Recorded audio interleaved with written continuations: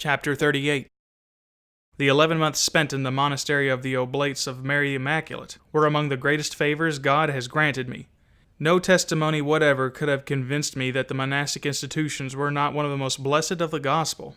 But just as the eyes of Thomas were opened only after he had seen Christ's wounds, so I could never have believed that the monastic institutions were of heathen and diabolical origin if my God had not forced me to see with my own eyes their unspeakable corruptions.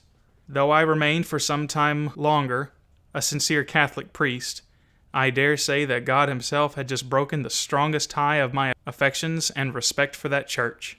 Long before my leaving the Oblates, many influential priests of the district of Montreal had told me that my only chance of success, if I wanted to continue my crusade against the demons of drunkenness, was to work alone.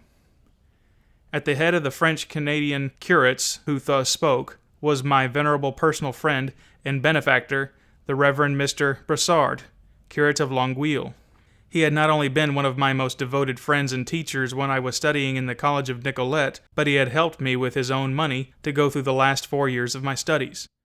No one had thought more highly than he of the Oblates of Mary Immaculate when they first settled in Canada.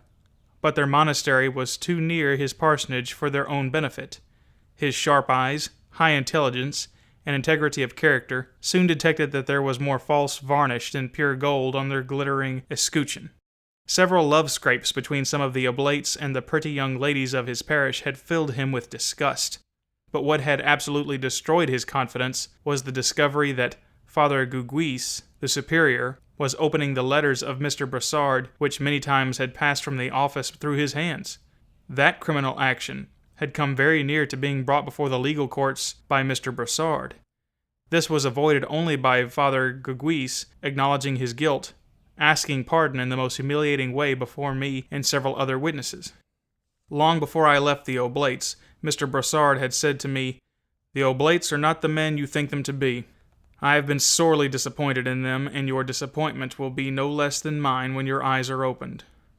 I know that you will not remain long in their midst.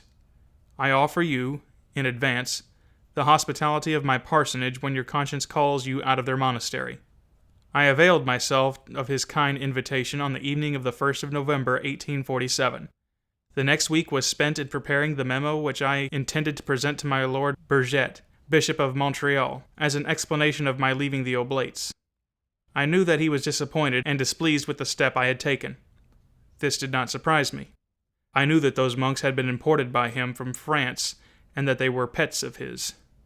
When I entered their monastery 11 months before, he was just starting for Rome, and expressed to me the pleasure that he felt that I was to join them. My reasons for leaving, however, were so good, and the memo I was preparing so full of undoubted facts and unanswerable arguments, that I was pretty sure it would appease the wrath of my bishop and gain his esteem more firmly than before. I was not disappointed. A few days later, I called upon his lordship, and was received very coldly. He said, "I cannot conceal from you my surprise and pain at the rash step you have just taken. What a shame for all your friends to see your want of consistency and perseverance. You have lost the confidence of your best friends by leaving, without good reasons, the company of such holy men. Some bad rumors are already afloat against you, which give us to understand that you are an unmanageable man, a selfish priest, whom the superiors have been forced to turn out." I remained very calm. I had, in advance, resolved to hear all his unfriendly, insulting remarks just as if they were addressed to another person. I answered, "My lord, please read this important document, and you will see that I have kept my good name during my stay in that monastery." I handed him the following testimonial letter which my superior had given me when I left.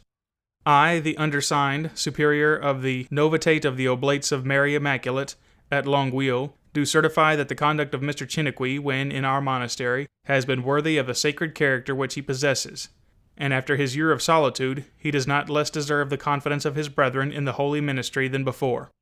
We wish, moreover, to give our testimony of his persevering zeal in the cause of temperance.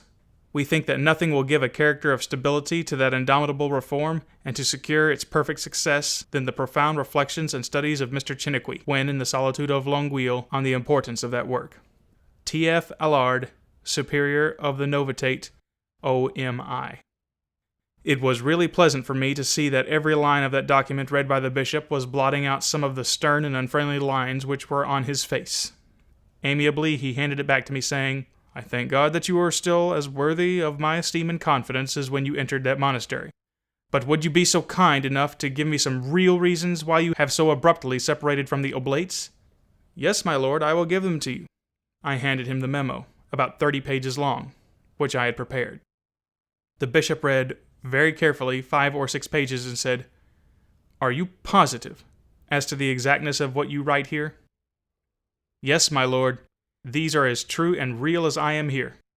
The bishop turned pale and remained a few minutes silent, biting his lips, and after a deep sigh said, "Is it your intention to reveal those sad secrets to the world, or can we hope that you will keep that secret?"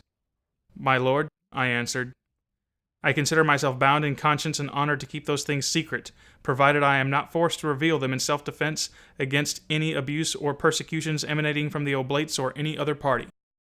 "But the Oblates cannot say a word against you after the honorable testimony they have given you," promptly answered the bishop. "That is true, my lord, but you know another who has my future destinies in his hands," I answered. "I understand you. But I pledge myself that you have nothing to fear from that quarter, though I frankly would have preferred seeing you work as a member of the Oblates. It may be more according to the will of God that you work in that glorious temperance of which you are evidently the blessed apostle in Canada.